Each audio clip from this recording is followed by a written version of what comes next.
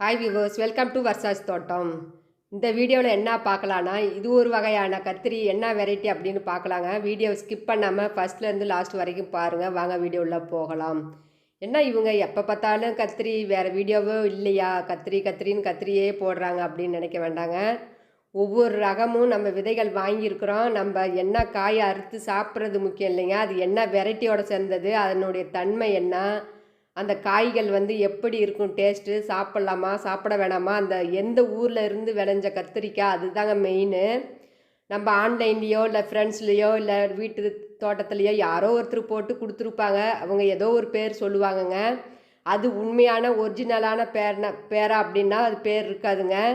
நம்ம ஒவ்வொரு ஏரியாவுக்கு தகுந்த ஒவ்வொரு ஒரு 5 கிலோமீட்டருக்குள்ளே ஒவ்வொரு ஏரியாவில் ஒவ்வொரு பேர் வச்சுருக்கிறாங்க ஒவ்வொரு கத்திரிக்காய் ரகத்துக்கு.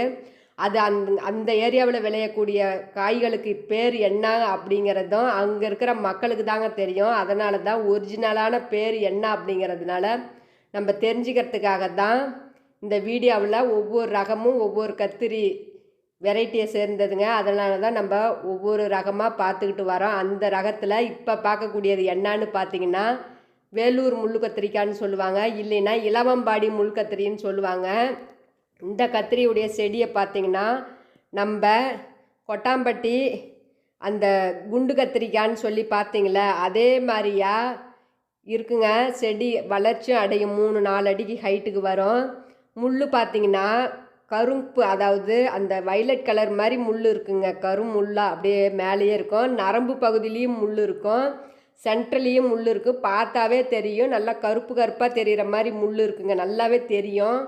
தண்டு பகுதியிலையும் முள் இருக்கும், அதனுடைய இலையில் வரக்கூடிய தண்டு பகுதியிலையும் முள் இருக்கும், அடிப்பகுதியிலையும் ஒரு சில இடத்துல முள் இருக்கும். இது இலவம்பாடி முள் கத்திரின்னு சொல்லுவாங்க. அதே மாதிரியே இந்த காய்கள் பாருங்கள் இப்படி தான் இருக்கும். அந்த காம்பு பகுதியிலையும் முள் இருக்குங்க. இந்த இது ஒரே பிளெயினாக இல்லாமல் கொஞ்சம் கொஞ்சம் கேப் விட்டு க்ரீனாக மிக்சடாக கலந்து இருக்குங்க. ஆனால் ஒரிஜினலானா இது 2 காய் பாருங்கள் இப்படி தான் இருக்கும். அதுலேயே இன்னொரு காய் வந்திருக்கு பாருங்கள், நான் பின்னாடி காட்டுறேன். அது கொஞ்சம் கலரு கொஞ்சம் பச்சை கொஞ்சம் அதிகமாக இருக்கிற மாதிரி இருக்கும்.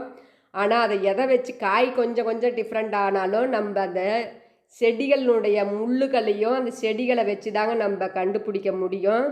இலவம்பாடி முள் கத்திரிக்காய் அப்படின்னாவே உங்களுடைய இலை பகுதியில் கருப்பு கருப்பாக முள் இருக்குங்க. மற்றதெல்லாம் முள் பார்த்திங்கன்னா அந்த இலை மாதிரியே கலராக பச்சையாக இருந்தது. ஆனால் இந்த இலவம்பாடி முள் கத்திரிக்காய் மட்டும் பார்த்திங்கன்னா முள் கருப்பாகவே இருக்குங்க. தண்டு பகுதியிலையும் இருக்கும், செடியிலையும் இருக்கும், எல்லா பகுதியிலையுமே இருக்கும். லைட்டாக இருக்கும், நம்ம கொட்டாம்பட்டி குண்டு கத்திரிக்காய் மாதிரி தாங்க இருக்கும். அது பாருங்கள் கத்திரிக்காய், இது நல்லா குண்டு குண்டாக நல்லா பெரிய சைஸாக வருங்க. இது இன்னமும் முத்துலிங்க, நல்லா கை பெருசுக்கு இருக்குது. அப்படி பார்த்து அமுத்தி பார்த்தோம்னா முத்தாமல் இருக்குது. இது நல்ல ரேரான வெரைட்டிங்க. இது ஒரு நாட்டு ரக வெரைட்டி. இது நல்ல பேர் போனதுங்க, இந்த இலவம்பாடி முள் கத்திரிக்காய் அப்படிங்கிறது. தெரியாதீங்க, தெரிஞ்சுக்குங்க. இந்த முள் கத்திரிக்காய் சாப்பிட்றது தான் நல்லா அதிக சத்துக்கள் அப்படின்னு சொல்கிறாங்க.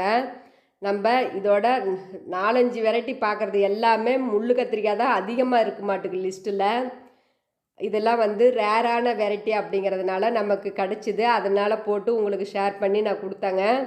அதனால் நீங்கள் ஃபஸ்ட்டு காய் நான் சொன்ன மாதிரி முன்னொரு வீடியோவில் சொன்ன மாதிரி ஃபஸ்ட்டு காயை விதைக்கு விடாமல் அதை எடுத்து டேஸ்ட்டு பண்ணிக்கிட்டு அதுக்கப்புறம் விதைகள் விடுங்க.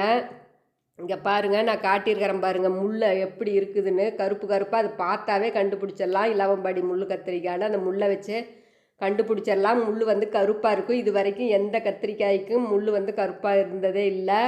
இங்கே பாருங்கள், இந்த கத்திரிக்காயை பாருங்கள், கொஞ்சம் க்ரீன் கொஞ்சம் கீழே அடிப்பகுதி கொஞ்சம் கலந்த மாதிரி இருக்கும். ஒன்று பிளெயினாகவே இருக்கும். அது கொஞ்சம் கொஞ்சம் காய் டிஃப்ரெண்ட் ஆகும். அது ஒன்றும் பிரச்சனை இல்லை. நீங்கள் அந்த இலையில் பார்த்தீங்கன்னாவே முள் கருப்பாக இருந்தாவே அது இலவம்பாடி முள் கத்திரிக்காய்னு சொல்லலாம். செடியும் நல்லா 3-4 அடிக்கு ஹைட்டாக வளருங்க. அவ்வளோதாங்க. இந்த இலவம்பாடி முள் கத்திரிக்காயினுடைய செடிகள், அதனுடைய பூக்கள்னு பார்த்திங்கனாலும் சேம் அதே மாதிரியே தான் இருக்கும், பர்பிள் கலர் மாதிரி தான்.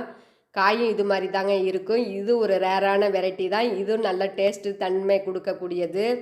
அதனால் கண்டிப்பாக இதையும் நீங்கள் உங்கள் மாடி தோட்டத்திலேயே வீடு தோட்டத்திலேயே தொடர்ந்து வளர்த்தலாம். விதைகளும் கலெக்ட் பண்ணி கொடுக்கலாம், மற்றவங்களுக்கும் ஷேர் பண்ணலாம். அவ்வளோதாங்க. நம்ம வீடியோ பிடிச்சிருந்தா லைக் பண்ணுங்கள், ஷேர் பண்ணுங்கள், கமெண்ட் பண்ணுங்கள், மறக்காமல் சப்ஸ்கிரைப் பண்ணுங்கள். பக்கத்தில் இருக்கிற பெல் பட்டனை கிளிக் பண்ணி ஆளுங்கிற ஆப்ஷனில் போடுங்க. அப்போ தான் நாங்கள் போடக்கூடிய வீடியோ உங்களுக்கு உடனுக்கு உடன் வருங்க. ஓகே, பாய், தேங்க்யூ.